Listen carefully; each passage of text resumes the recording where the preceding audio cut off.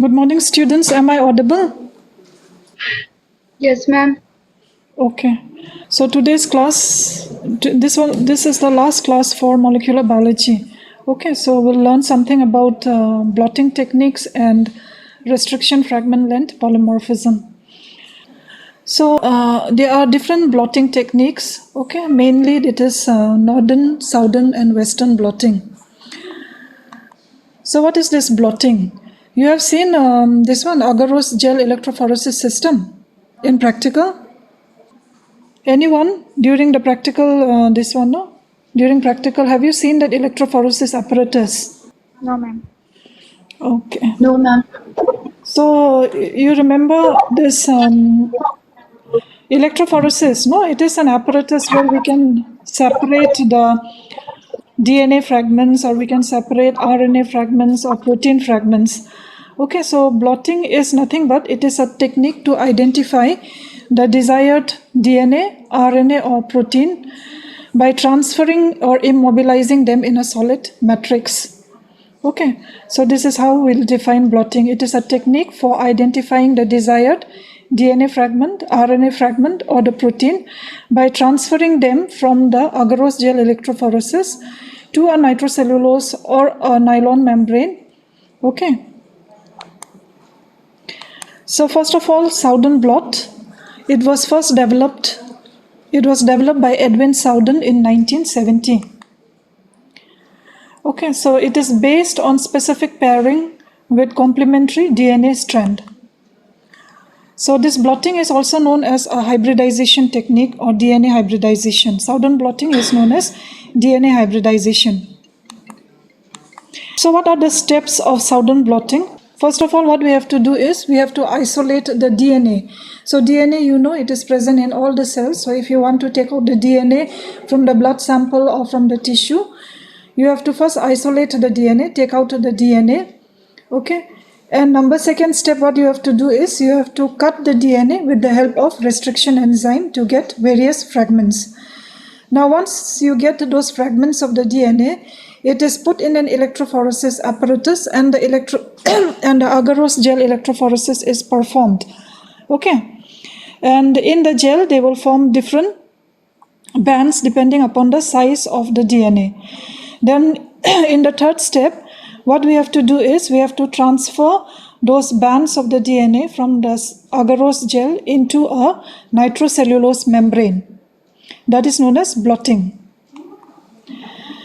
Number 4, once the blotting is done, we have to fix those DNA fragments to the nitrocellulose membrane by baking it in an oven. And in the number 4th step, we have to add a probe. Probe is nothing but it is a DNA nucleotide sequence which is complementary to your target DNA. So usually these probes are radio labeled. It may be phosphorus 32 labeled probe is added. Okay, and this probe will go and form, it will go and hybridize with the target DNA. Then what happens is that in the next step you have to do autoradiography.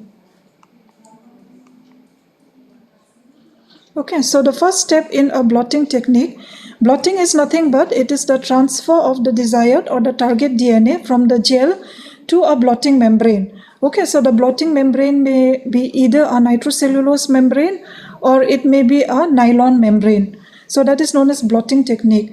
So the first step is to isolate the desired DNA from the tissue. In the second step, you have to cut the DNA into various fragments with the help of restriction endonuclease. Okay, so after you get the DNA fragment, you have to run electrophoresis in an agarose gel, and this DNA fragment, depending on their size and the charge, it will move at the opposite electrode at different rate, and it will form a band. Okay, now the band which is formed in the gel electrophoresis, it has to be transferred or blotted to a nitrocellulose membrane. Once it is transferred to a nitrocellulose membrane, you have to add sodium hydroxide. Okay, you have to add sodium hydroxide to that separated DNA fragment. The role of sodium hydroxide is to destabilize the DNA so that the double-stranded DNA is converted into a single strand DNA. It will break the hydrogen bonds, okay, and convert the double stranded into a single strand. Once you get the isolated single stranded DNA, what you have to do is you have to add the probe.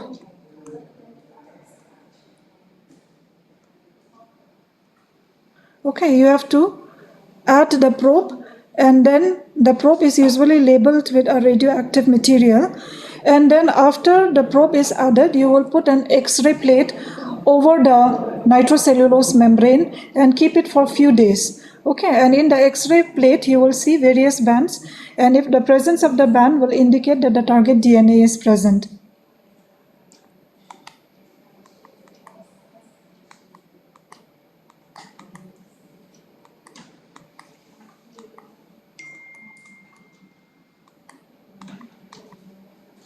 Okay, so this is the step. So first what we have to do is we have to take out the DNA from the cell. Okay, it may be from any cell, it may be from the blood or it may be from the tissues. And then the isolated DNA has to be digested with restriction enzymes.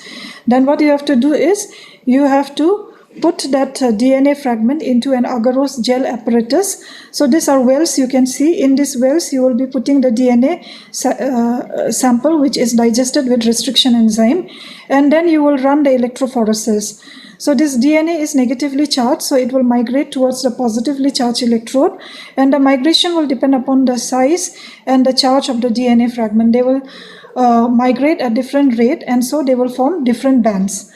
So once they form different bands in the gel electrophoresis or in an agarose gel, the bands has to be transferred to a nitrocellulose membrane or nylon membrane. So what you will do, you will put the membrane over the agarose gel, and then you will put some tissue paper or tissue towels, and over that you will put some weight, and you will keep for overnight. Then next day what you will observe is the bands has been transferred from the gel into a nitrocellulose membrane. Okay. Then once it is transferred to a nitrocellulose membrane, you have to add sodium hydroxide to convert the double-stranded DNA into a single-stranded DNA. Okay. So after adding sodium hydroxide and after you get the single-stranded DNA, you have to fix those DNA strands into the nitrocellulose membrane by baking the membrane inside the oven at around 80 degrees Celsius. So once the baking is done, you will add a radio-labeled probe to it. Okay, radio-labeled probe is added, and then after the probe is added, you will put an X-ray film over that nitrocellulose membrane where the probe has been added and keep it for around 2 days. Okay, 2 to 3 days. And then what you will observe after 2 to 3 days, you will see various bands. Okay, so if these bands are present, that means your desired fragment is present. So these are the steps. First is DNA isolation. Second is digestion with the restriction enzyme. Then number third is to perform the agarose gel electrophoresis to separate the DNA fragment. Number fourth step is to blot those DNA fragment into a nitrocellulose membrane. Then you have to treat the nitrocellulose membrane with the sodium hydroxide. Okay, after adding sodium hydroxide, you have to add the DNA probe. Okay, these DNA probes are complementary to your target DNA, so they will hybridize with the target DNA. So once the probe is added, which is labeled with radioactive material, you have to put an X-ray film, okay, and keep it for a few days. This process is known as autoradiograph. Okay, so at the end you can see an autoradiograph with various bands, and so these bands indicates the presence of the target DNA. Now, importance of Sowden blotting. Sowden blotting can be used to diagnose inherited genetic disorders like sickle cell anemia, okay, Duchenne's muscular dystrophy, cystic fibrosis, phenylketonuria, and the presence of viral DNA. Number second, Sowden blotting can be used in the forensic science for paternity test or to identify the accused in the crime scene. Number third application of Sowden blotting is to determine the RFLP pattern in the pathological condition. And lastly, for confirmation of DNA cloning result. So these are the uses of various uses of Southern blotting. So if Southern blotting comes in the exam as a short note, you just have to mention what is Southern blotting. Southern blotting technique is nothing but it is the transfer of the desired DNA fragment from the gel to a nitrocellulose membrane. Okay, so it was discovered by this Edwin Southern. That's why the name Southern has come. And the steps you have to mention, what are the various steps of Southern blotting and what are the uses of Southern blotting. Students, any confusion? No, ma'am. No. Okay. You must have studied the Southern blotting in your class 12 also, isn't it? Yes, ma'am. So Southern blotting is mainly for DNA, remember. So if you want to identify or isolate RNA, there is another type of blotting technique known as Northern blotting. Northern blot. Yeah, Northern blotting. Okay, now in Northern blotting, what we have to do is you have to isolate the RNA from the tissues. That is the number one step. Just like in the Southern blotting, the first step is to isolate the DNA from the tissues, isn't it? In Northern blotting, what you have to do is you have to isolate the RNA from the tissues. That is the number one step. So after isolating the RNA, you don't have to digest it with the restriction enzyme. Why is it so? Why restriction enzymes, they do not act on RNA? Because in Southern blotting, once you isolate the DNA, you have to digest the DNA with restriction enzyme. Here you don't need to digest the RNA with the restriction enzyme. Because for the restriction enzyme to act, it requires a palindromic sequence, isn't it? Since RNA is a single-stranded molecule, so there is no question of palindromic sequence. So you don't need to digest the RNA with restriction enzyme. So you just have to isolate the RNA and then treat the RNA with formaldehyde. Instead of treating with sodium hydroxide, in DNA you treat it with sodium hydroxide so as to separate the two strands of the DNA. But in RNA, since it is single-stranded, you don't need to treat it with sodium hydroxide. Instead, after isolating the RNA, we have to treat it with formaldehyde. Why is formaldehyde added? Is to remove those secondary structure, because there may be a complementary bases that may be present in RNA. So that complementary bases in the RNA may form a stem loop structure or hairpin loop structure.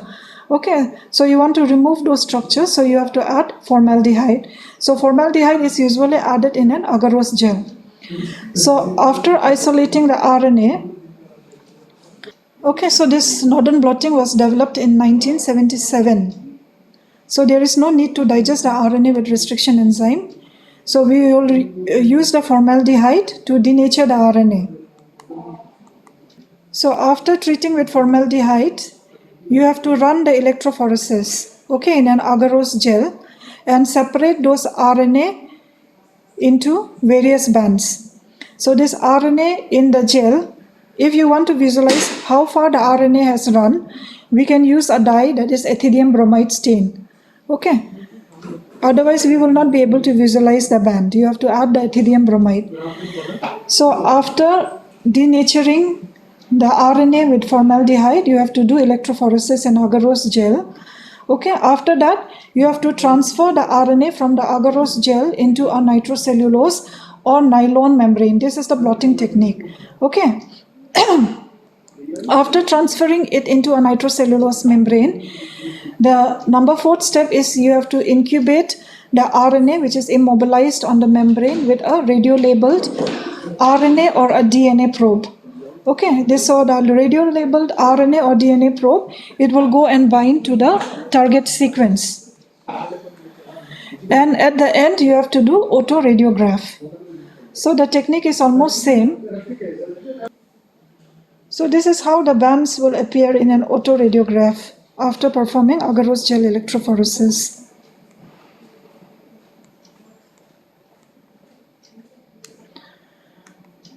So what is the application of Northern blotting? It is usually used for gene expression studies. So when the gene is expressed, you know that the RNA will be present. So it is usually used for gene expression studies, and it is used to size and quantitate specific RNA molecule. Now, If somebody asks you what is the difference between northern and southern blotting is used for identifying the target DNA sequence. On the other hand, northern blotting is used to identify the RNA molecule. Okay, in southern blotting, you have to digest the DNA with sodium hydroxide and the restriction endonuclease. But in case of northern blotting, we don't need to digest the RNA with the restriction enzyme or the sodium hydroxide. Instead, we have to add formaldehyde to denature the folded RNA. Okay, and the probe that is added in southern blotting, it can be either a DNA probe or RNA probe in both cases. Clear?